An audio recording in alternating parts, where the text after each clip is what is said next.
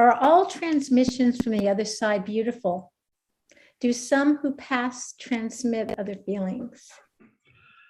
Well, I would have to think about this. I'm not sure, but let me just say that I've had lots of people with, numerically, not percentage-wise, over the years who had unpleasant experiences, but there's a lot more, it's just very variegated. There's not any sort of core where you can all sort of put them together. They're just scattered all over the place. And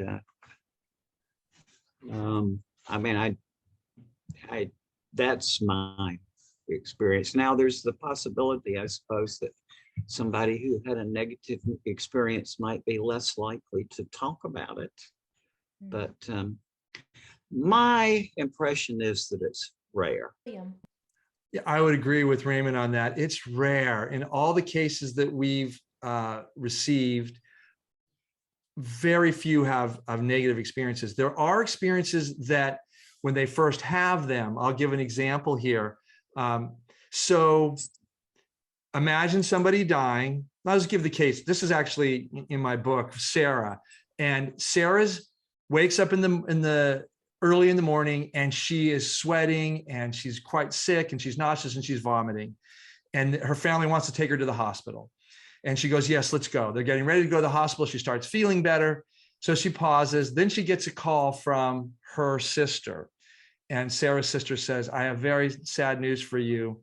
Your niece, her daughter has died suddenly with an accidental drug overdose.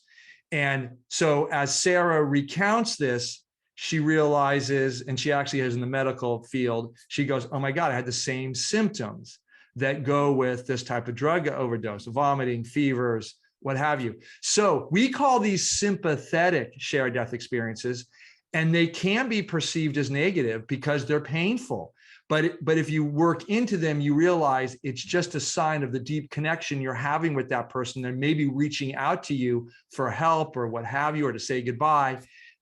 So they're distressing for sure. But if you understand them as deep connection and empathy and sympathetic connection, I think that changes the view of it. And we realize once more how deeply we connected we are across time and space in our soul and in our consciousness. Beautiful.